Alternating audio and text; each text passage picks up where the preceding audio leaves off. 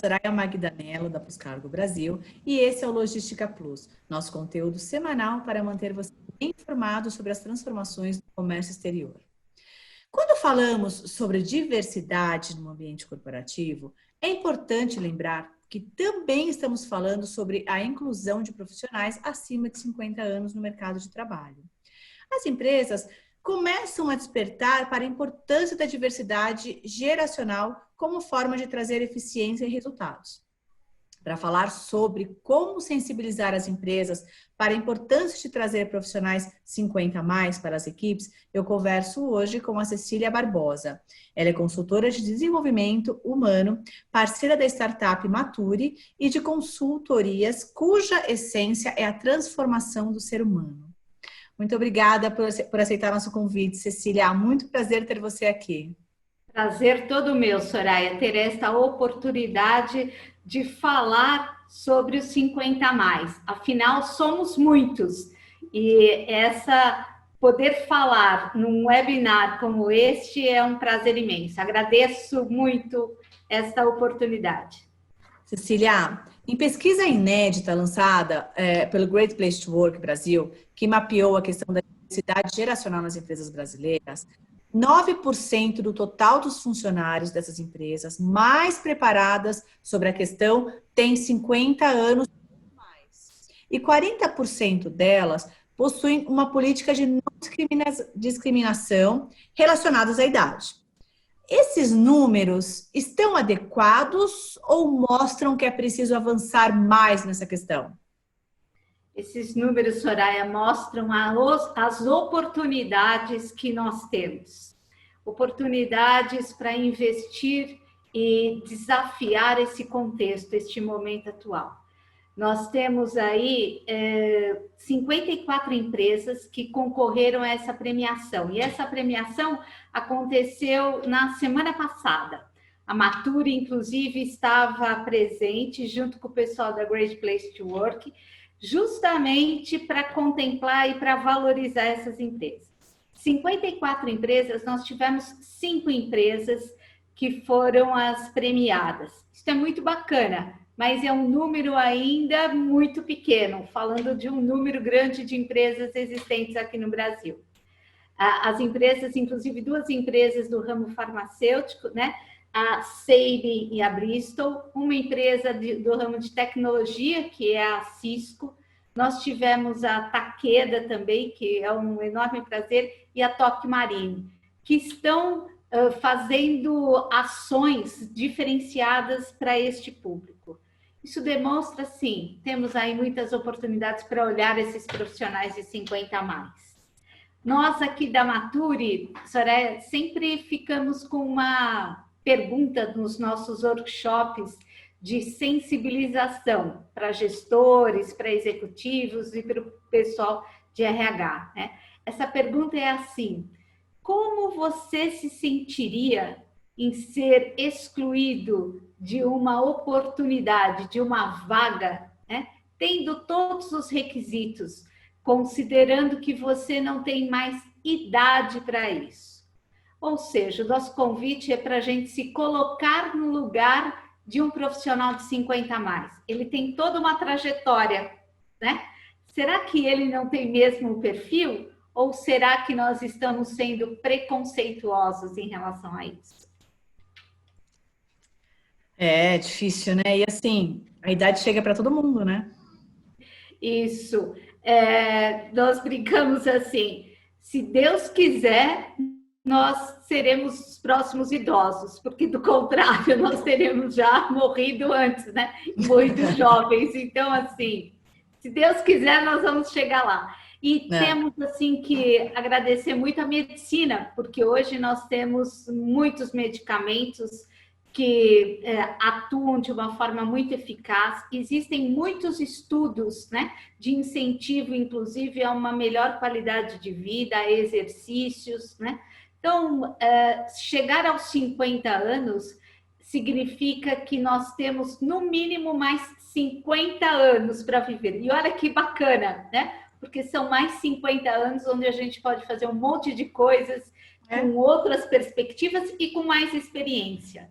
Agora imagina ficar 50 anos sem fazer nada porque você ficou velho, Isso, né? exatamente. Cecília, qual é o impacto da crise atual na carreira do profissional 50 a mais? Existe aí uma dificuldade de recolocação? Muito. Até porque este público, nós dizemos aqui no Brasil que 60 anos é considerado público idoso, né? E o público idoso está no que estamos chamando de grupo de risco. Então, de fato, são pessoas que, primeiro, trabalham há muito tempo em algumas organizações, portanto, por uma questão toda sindical, têm remunerações mais altas, né? E muitos são considerados como grupo de riscos, porque tem outras doenças, né? Existentes, já pré-existentes. Neste momento, houve um corte considerável. Teve uma pesquisa do Alexandre Garcia, inclusive divulgada na Globo.com, que ele diz o seguinte, que o CAGED, essa pesquisa foi agora do dia 29 de agosto, portanto, um número muito recente, né? Nós tivemos 103.139 demissões com este público, olhando especificamente para esse público. E nós tivemos, em termos de contratação, 65.529 contratações. Portanto, nós temos um gap aí de 62%. Né? Provavelmente, quando tiver a vacina, poderemos ter um olhar diferenciado para esse público. Mas eu tenho uma outra questão, porque é a seguinte: nós não vamos ter empregos para todos, né? Teremos trabalho, e aí é que a gente precisa despertar, desenvolver essas pessoas, os profissionais 50 a mais, para uma outra forma de vínculo trabalhista, né? A própria legislação trabalhista aqui no Brasil tem mudado muito, né? Se não fosse a pandemia, quando é que um empresário ou um sindicato iria permitir o pagamento de horas de trabalho, né?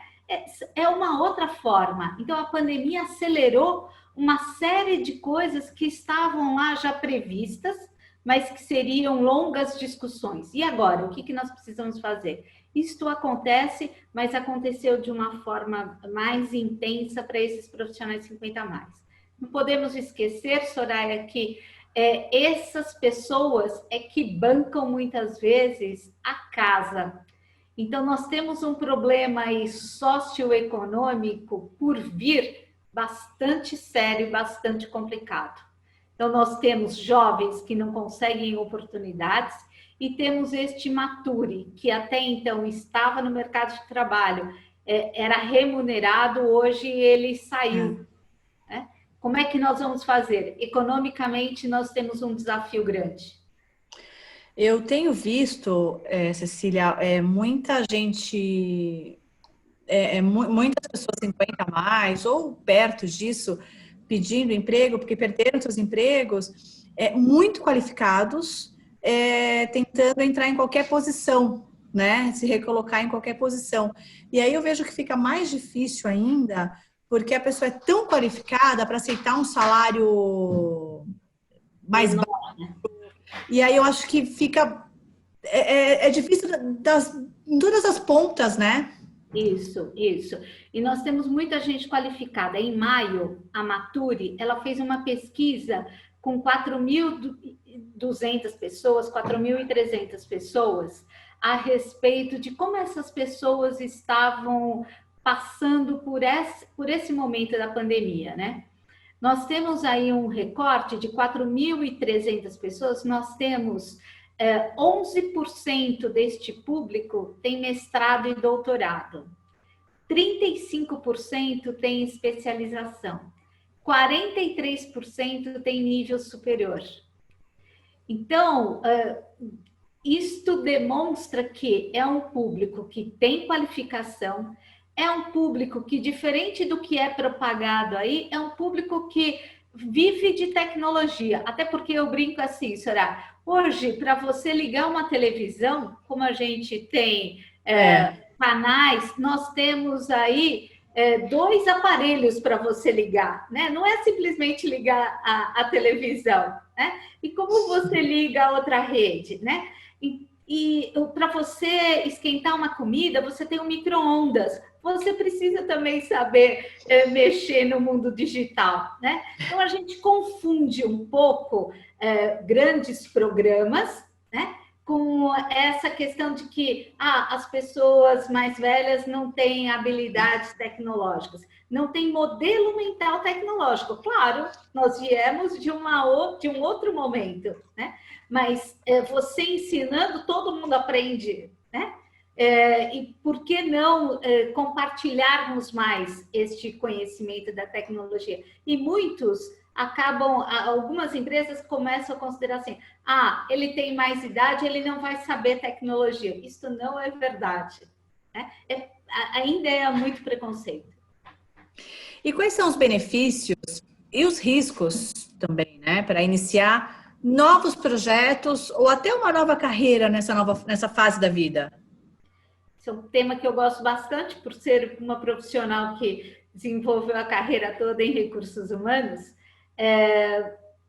Primeiro, nós precisamos pensar o seguinte, volto a falar um pouco lá que trabalho nós vamos ter muitos. Então, assim, que tipo de serviço, que tipo de produto eu sei fazer? Então, primeiro, conhecer quais são os meus valores, o que eu gosto de fazer, o que eu quero fazer, o que eu não quero fazer, porque eu tenho que saber o que eu quero e o que eu não quero fazer. Outra coisa, quais são os meus talentos? E assim, o quanto que é essa oportunidade de escutar e parar e refletir quais foram os feedbacks que eu recebi ao longo da minha jornada de trabalho. Porque todos nós recebemos feedbacks. Puxa, você manda muito bem nisso, você faz muito bem isso. Olha, aqui você precisa desenvolver. Então, assim, quais são os teus pontos fortes? A gente precisa saber esses pontos fortes. Para aí sim pensar, o que eu vou ofertar? Que tipo de serviço eu posso ofertar?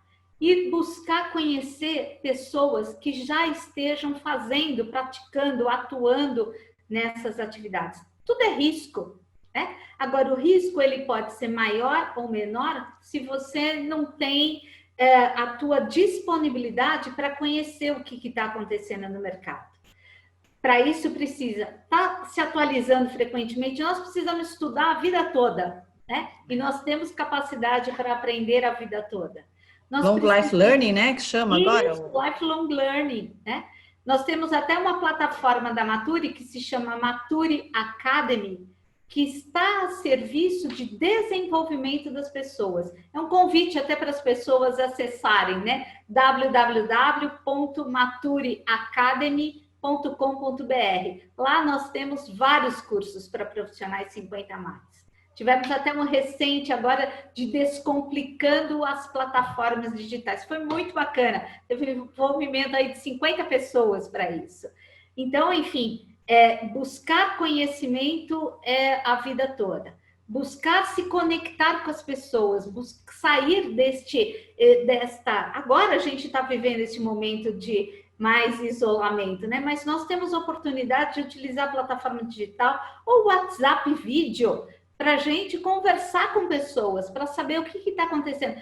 Cecília, mas não tem habilidade. Liga para as pessoas, para falar com as pessoas. O que está acontecendo? O que você está vendo? Como é que eu posso me conectar? Enfim. Então, assim, é começar a pensar o que eu posso fazer de diferente. Uma dona de casa, Soraya, disse assim, mas eu não sei empreender. A gente tem a ilusão de que o empreendedorismo é só o pessoal da galera da Apple, né? Da garagem. Não, eu de repente sei fazer um bolo que todo mundo reconhece. Começa a pensar em vender fatias desse bolo ou o bolo como inteiro. Isso é empreender, né? Tem um consultor, amigo nosso, que diz assim, não é o que eu vou empreender, mas é quando eu vou começar a empreender. Porque todos nós vamos começar a empreender um dia. Que legal. E como que as empresas podem se preparar para criar uma política de não discriminação relacionada à idade? Este é um bom desafio, porque normalmente os CEOs ou diretores, gerentes, alguns deles têm mais de 50 anos, têm mais de 60 anos. Né? Então, é utilizar da empatia, né? Que é um soft skill extremamente importante. Segundo, os clientes, conhecer quem são os clientes, porque os clientes normalmente também são intergeracionais. Eu não tenho um público só jovem ou um público só maduro. Por isso que é bacana eu fazer a junção de pessoas que são mais maduras e jovens. Não é ou, é o e. Fazer essas perspectivas. Esses líderes precisam começar a pensar assim, para o meu cliente que é mais maduro, será que ele tem uma escuta mais disponível para um jovem ou para um maduro? Porque a gente mesmo, quando vai numa loja para comprar maquiagem, a gente normalmente vai buscar alguém que esteja mais próximo à nossa geração, porque sabe minha pele como funciona, a questão toda de o que fica mais adequado e inadequado. É a mesma coisa para todos os segmentos. Então, a gente está precisando de que os líderes das organizações comecem a perceber assim, opa, quem são os meus clientes? E qual é o meu público interno? Será que eu tenho essa visão intergeracional aqui? Será que eu tenho jovem que tem já um mindset todo sistêmico, tecnológico, e eu tenho um mais maduro, que tem uma visão sistêmica também, mas que é mais analógico? Como é que eu conecto isso? Porque quem tem mais de 50 anos, normalmente tem mais background para contar histórias, né? E para, inclusive, expor e trazer para cima da mesa, nas discussões, riscos, possíveis riscos, porque já viveu, essa experiência é dele, né? Por que não a gente juntar isso? Empresas que terão sucesso aí no futuro são empresas que estão olhando para essa diversidade etária, Soraya. E não é o que eu chamo de colocar só no PPT. A gente precisa acreditar. Acreditar, e é uma forma de como eu me comunico, que decisões eu tomo, como é que eu escuto este grupo todo junto, intergeracional. Então, cabe ao líder liderar mais do que nunca. Agora nós temos, inclusive, o foco na gestão à distância. As empresas começaram a aprender como é que faz a gestão à distância. Isso é novo para todo mundo. E nós vamos aí passar para um momento também diferenciado. Cecília, você até comentou que o mercado possui 4 gerações, né, diferentes. E muitas vezes as 4 gerações trabalham na mesma equipe, né? Como que a empresa pode fazer para conectar todo mundo e garantir resultados? Como é que pode ser a linguagem para as 4 gerações diferentes? Então, para isso o gestor precisa saber contar histórias, Soraya. O gestor precisa mais do que nunca ter clareza, sim, clareza de meta, mas clareza de qual é o objetivo. Por que é mesmo que nós estamos fazendo isso? Como é que nós vamos fazer isso? E para isso precisa ser contado para esses 4 grupos juntos, né? E ter abertura para escutar perspectivas diferentes. O gestor que hoje está respeitando a diversidade etária, ele sabe ter uma escuta ativa bem alta, ele sabe fazer boas perguntas para explorar, ele sabe contar o porquê dos objetivos, que é diferente do que até então nós tínhamos, Soraya, de eu digo qual é a meta e temos que atingir. Tá claro? As pessoas diziam assim, tá claro, tá bom, e ficavam repetindo meta, mas não sabiam qual é a parte que te cabe lá para atingir esta meta. O O gestor vai precisar saber contar isto, porque hoje a gente tem gente que pensa muito diferente. A solução é totalmente tecnológica. O outro, a solução é via interação. Então, assim, como é que eu junto isso, né? Porque no final das contas eu preciso entender assim, como é que o meu cliente quer mesmo receber esse serviço, esse produto, como é que eu presto serviço? Todos nós somos servidores, mas o como a gente faz isso é que é a diferença. Então, o gestor vai precisar se atentar cada vez mais a isso. Cecília, muito obrigada por dividir essas informações com a gente. As empresas ainda enfrentam muita dificuldade em lidar com a construção de políticas para os profissionais 50 a mais, né? E foi muito bom ter você aqui para mostrar para a gente um pouquinho, dar um pouquinho mais de consciência para a gente, né? Obrigada. Que bom, eu que agradeço essa oportunidade. Convido as pessoas a acessarem o site da Maturi, tanto as empresas, porque nós temos uma relação e uma prestação de serviços com as empresas. Nós temos também com os Maturis, porque nós temos divulgação de vagas, nós temos uma plataforma chamada Maturi Jobs, que foca em vagas e oportunidades, e nós temos também ações de desenvolvimento para empreendedorismo. Então, esse é um convite e esta é uma oportunidade, tanto para as empresas quanto para as pessoas que estão nesta idade. Todos são muito bem-vindos. E eu devo parabenizá-los por essa iniciativa, Soraya. Muito bacana. Obrigada. E a Plus Cargo está no LinkedIn, YouTube, Spotify, Instagram, Facebook, com um conteúdo exclusivo para quem quer entender mais sobre como fazer bons negócios em comércio exterior. Acompanhe nossos canais. Muito obrigada a todos pela audiência e até a próxima.